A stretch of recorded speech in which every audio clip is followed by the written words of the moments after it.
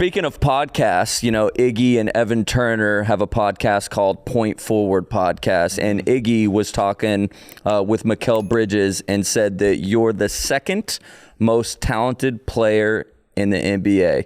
And if you guys did not see this clip, here it is. Like Paul George, I always say this, Paul George is the second most talented player in the NBA. And I've been upset at Paul. Who's one? Many a time. Kevin Durant. Okay, I'm just right. Kevin Durant is the most talented player. I'm talking about the size, the skill set. Right. They both of those guys don't have a flaw in their basketball skill set. Not a flaw. Paul George. Look at him. What's Paul George's flaw? No, nothing. Because we had this discussion. I was just talking about this too. No, we had this discussion about Paul George. Somebody said he doesn't do any one thing great. I'm like, that's tripping. That's cap. That's cap. What doesn't he do great? He's two-way. He's an elite two-way player, which is good enough for me. What can't he do? Right, what I'm pass, saying. great. He can pass dime, the ball. He can dime. We guard him all the time. You guarded him all the time. Rock. I'm rocking with whatever y'all saying, G. And that's what I'm saying. Oh, that's big love right there, P. That's big love. That's big love. Second, most talented. I take it. That's shout out Iggy, shout out ET, shout out that podcast Point Forward over there. Amazing work they doing. Appreciate that nod. I mean, and he just said that off of Rated PG. You gave him love, now he giving you love. And now he giving me love back. Rated PG. Iggy, like that's huge coming from Iggy, because I looked at Iggy like under that same microscope of being able to do everything, being a wing, like he defended. His young Philly days, I used to think Iggy was cold. Like I thought he was like he was him. Like he had a stretch, he had a span of being in that conversation as one of the best players in the league, just because he could do everything. He could play the point at 6'9". He was big, bouncy, defended, like he did everything. And that was just how like I prided my game on. Like every summer, I used to just try to add one thing to my game. Like, and this was dating way back to when I was in high school. Add one thing, like what can I get better at? If I needed to work on my left hand, like if I needed to work on finishing, if I needed to work on catch and shoot, if I needed to work on pick and roll, like that was just how I was wired. Like I got this notion of being a defender in the league, and that came from because I was trash on defense. Like in high school, I was the worst defender. I used to be nervous as fuck when we had to do defensive drills. No bullshit. Why? Because I couldn't guard. I was trash on defense. Like we would do a drill where you start at the free throw line and you playing full court. You start at the free throw line and you had to roll the ball to the offensive player and you had to fucking make him change directions. You playing full court. You had to make him change directions and you just couldn't let him blow by you for a layup. Wow. And I used to be nervous about this drill because, bro, I could not guard. And so that shit just used to sit in the back of my mind. Like, I got to get better at defense. So it's just how I always been wired to like work on shit that I'm not good at. Do you still do that drill to this day? Nah, I don't do that drill no more. Do that drill no more? Because I mean, I'm good at defense. Like I feel like I can clamp anybody. You know what I mean? I feel like, but at that point in time, it was like, this is coach. You sure? That was one you didn't like. What was one skill that maybe that you were adding during a summer and things like that you felt like needed some extra attention, in the sense of some things probably come real easy to you, whether that's shooting, doing a step back going left is a lot easier for me than going right and doing the step back. So were there any of those skills that you were adding that you felt like, okay, this one's a little bit, like, I'm glad I'm working on this right now because I'm not naturally, getting this. Everything was just like an evolution. Like, I used to play a ton of one-on-one when I was little. And thankful for that. I think that's a lost art with kids is playing one-on-one basketball, because I learned at a young age how to get my shot off. I learned how to make shots with hands in my face, like, and I learned how to get comfortable with that.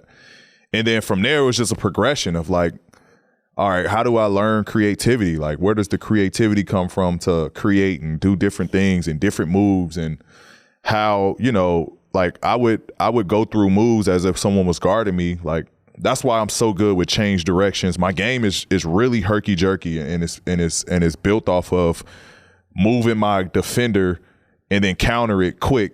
And that's all just comes from me, like, pretending someone's in front of me, working on, like, all right, if I go slow here and then fast, I got an advantage. You know what I mean? And a lot of it just came from just being in the gym, just working on my shit. Like, and again, I was so comfortable with making shots with people with hands in my face that all I had to do was just get to a point, get to a spot, raise up, regardless if a hand is there or not. Like, I'm confident I can knock this down. So that's where, like, my offensive game came in display. And when it was time for me to be the guy, it just happened so easily because, like, I had that in my game. I just never showed it yet. But now it just came to, all right, once I can show it, like, now the creativity is just going to start rolling. Yeah, I'm glad that you said the one-on-one is a lost art because I believe in that a lot. And you see with Instagram and all these trainers, they got these kids doing these drills, you know, whatever it may be. It's like none of that stuff is actually going to translate into the game. And I think kids are so... It's just drill orientated right now rather than being like a game-like move, a game-like play. Exactly. You don't need to do all that extra stuff. Exactly. You need 2 dribbles to be able to score. Like, it's just a lost thing. I just feel like kids don't just go outside and play basketball anymore. They don't. The best. iPadding. They iPadding. They doing that shit on 2K. iPad. The best playmakers are the best in ISOs. Think about that. Like, the top playmakers in the league are good playmakers because they're so good offensively with ISOing. And because when you're ISOing, like me, I got the ultimate confidence that I can score on the guy in front of me. I'm never like worried about who's guarding me. It's always like what the defense behind him, like what is, because I know he gonna need help. Where is the help coming from? And so, and that goes along with like the best playmakers. Like CP been a great playmaker through his careers because he used to be great at one-on-one, great at like little motherfucker get his shot up off at the elbow. He can get his shot off at the box. Like, and so like I just think cats got to revert back to playing one-on-one. Like kids revert back to playing one-on-one. That's going to elevate your game so much. Playing one-on-one on my player career mode. Do that shit outside. I don't want to do that no more. Please. I don't want to do that. And that's why guys got set shots, because they don't know how to get their shit off, because like they don't know how to play one-on-one. Yeah. Can't get your shit off in one-on-one because y'all go to PG Elite, y'all can learn all of that. Where did shout out go, PG Elite? Come on, man. Go Shout to out PG Elite, baby. my AUU program.